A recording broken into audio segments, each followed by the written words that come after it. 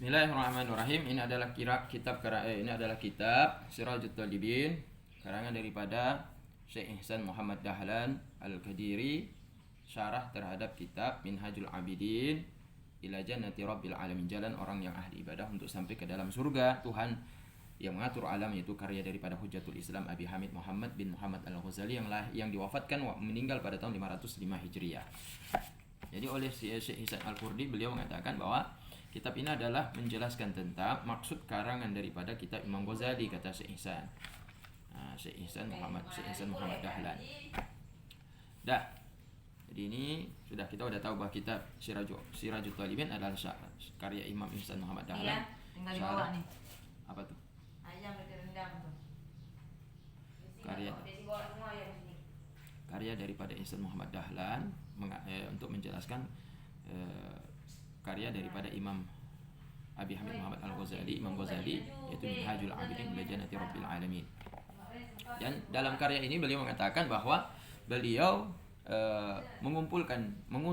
menghimpun daripada perkataan, yaitu ulama-ulama yang soleh dan arif billah. Kalau andai kata ada yang salah, maka itu sebenarnya datang daripada pemahaman beliau, kata, yang kurang. Tapi kalau seandainya maka itu dalam kitab ini ada hal yang benar, maka itu sebenarnya keagungan daripada ilmu yang dimiliki oleh para ulama yang beliau nukil, kata beliau. Nah, kalau ada kekurangan, maka itu dari beliau. Ini bentuk tawadhu daripada ulama yang mengarang kitab Sirajut Talibin ini. Kemudian beliau masuk. Qala al-musannif, musannif berkata, wa nafa'na bihi amin, semoga kami mengambil manfaat dengannya. Bismillah. Artinya abada'u bikul ismin lidzatil aqdas la bi ghairi multabisan ditabarruk. Aku memulai dengan membaca Bismillahirrahmanirrahim. Artinya aku mulai dengan segala nama zat yang maha suci, bukan dengan selain zat yang maha suci, bukan dengan selain Allah Ta'ala. Sambil mengambil keberkahan dari Ar-Rahman, sifat Ar-Rahmannya Allah Ta'ala. Artinya apa arti Ar-Rahman? Al-mun'im bi jala'ilin ni'am, Allah yang mengkaruniakan dengan semua keagungan nikmat-nikmatnya. Mana nikmat yang paling agung tersebut? Contoh iman, afiah, kesehatan, akal yang sehat, wal ghina 'anil nas, merasa cukup daripada manusia, hanya bergantung kepada Allah Ta'ala. Ar-Rahim, dan juga mengambil berkah dengan nama Allah Ta'ala Ar-Rahim. Artinya al-mun'im bidaqaiqiha, Allah yang mengkaruniakan, yaitu nikmat-nikmat yang kecil-kecil, yang halus, seperti bertambahnya ziyadatir rizki dan seumpamanya. Tapi jangan kita mengatakan, kalau begitu nikmat Allah Ta'ala kecil, itu kalian anggap kecil ya.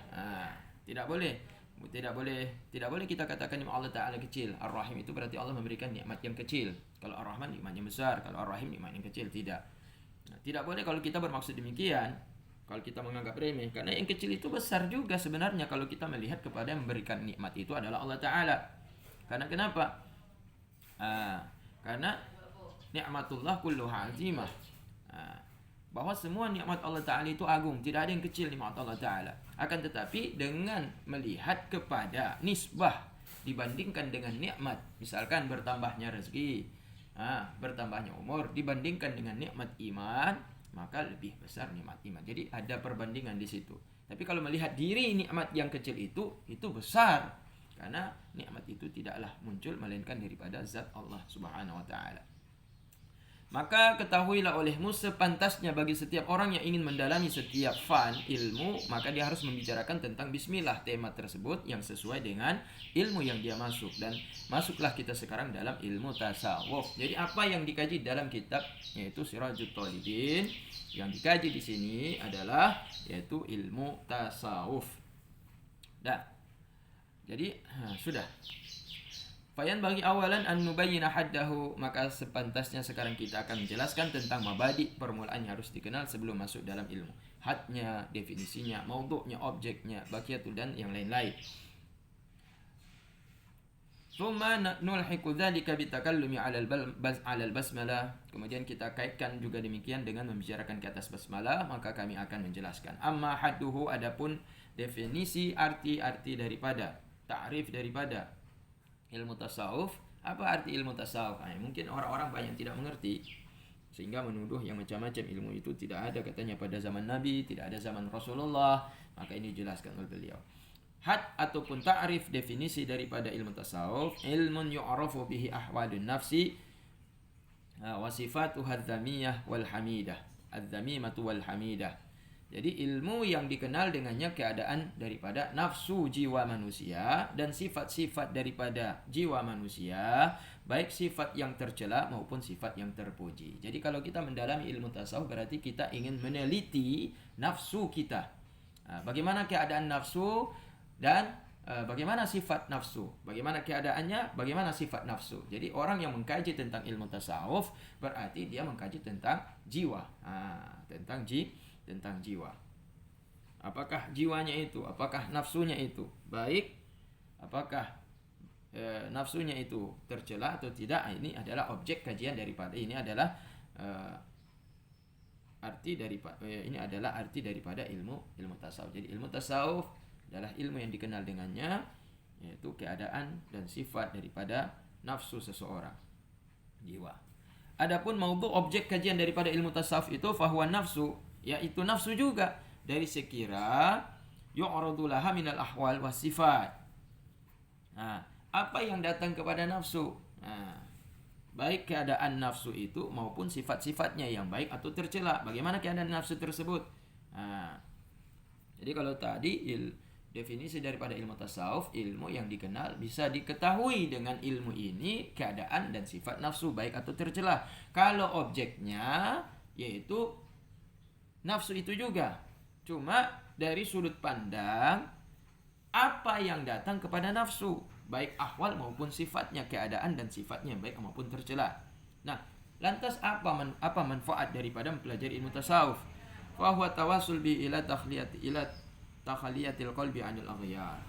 Buah daripada ilmu tasawuf ini, orang bisa sampai kepada membersihkan hati. Jadi orang bisa membersihkan hati dengan mempelajari ilmu tasawuf ini daripada kotoran-kotoran. Dan kalau sudah dibersihkan, barulah tahalliyatuhu bi musyahadatil malikil ghaffar, barulah dengan ilmu ini dia bisa menghiaskan hati seseorang, jiwa seseorang itu dengan menyaksikan al-malikil ghaffar, yaitu keagungan daripada zat yang maha berkuasa lagi yang maha memberikan ampunan. Wa amma hukmuhu, bagaimana hukum mempelajari ilmu tasawuf? Fahuwal wujubul ainiyu ala kulli mukallaf. Mempelajari ilmu tasawuf ini wajib aini, fardu ain ke atas setiap orang yang sudah dewasa. Demikian itu karena sesungguhnya sebagaimana yajibu ta'alamu ma yasluhu zahir, wajib seseorang itu memperbaiki zahir lahiriah dirinya, kadzalika yajibu ta'alam ma yasluhul batin. Demikian juga orang itu wajib untuk mempelajari apa yang bisa memperbaiki, yaitu batin seseorang. Kalau lahiriah kita zahir, kita wajib pelajari ilmu salat, zakat, puasa, haji dan segala macam. Nah, kalau begitu juga kalau tubuh kita jasmani kita memiliki penyakit, misalkan kaki kita kena penyakit gatal-gatal, maka wajib diobati. Mata kita misalkan terkena debu, wajib diobati. Maka batin itu juga, jiwa itu juga wajib diobati, karena sebagaimana zahir anggota tubuh itu mengalami sakit wajib diobati, maka hati yang sudah kena jiwa seseorang itu harus diperhatikan juga keadaannya dan sifatnya. Kalau dia sakit, tercela, dia mengalami sifat-sifat yang tercela, maka harus diobati. Dan mengobatinya ini yaitu dengan mempelajari ilmu tasawuf. Karena itu mengobati batin, mengobati yaitu jiwa yang sakit tersebut, yaitu dengan cara mendalami ilmu tasawuf. Wa amma fadluhu fa huwa fawqatuhu ala sa'iril ulum min jihati annahu yusilu ila ma dzukira. Keutamaan ilmu tasawuf di atas ilmu yang lain dari sisi bahwa ia bisa membawa kepada membersihkan jiwa. Jadi kalau orang bisa bersih jiwa dengan ilmu ini, maka ilmu ini sangatlah mulia dibandingkan ilmu yang lain. Itu nisbahnya bagi ulum yang lain. Wa amma wadi'uhu, siapa yang membuat ilmu ini?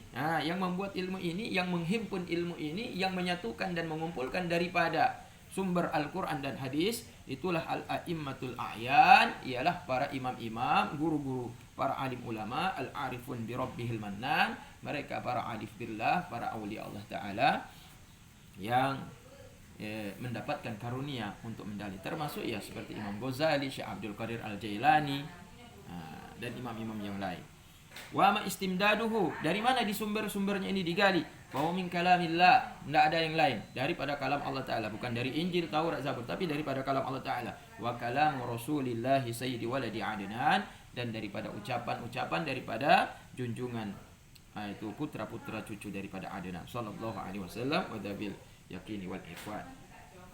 Amma masailuhu, lantas apa masalah-masalah yang dibahas di dalam ilmu tasawuf? Fahiya qadayahu allati yabahathu fi an awaridhi dzatiyah kal fana wal baqa wal murakabah wa ghairu dzalika. Yaitu qadiyah, kaidah-kaidah, ketentuan-ketentuan yang dibahas di dalamnya tentang awarid dzatiyah, hal-hal yang datang secara hakikat, yang zat seperti fana, seperti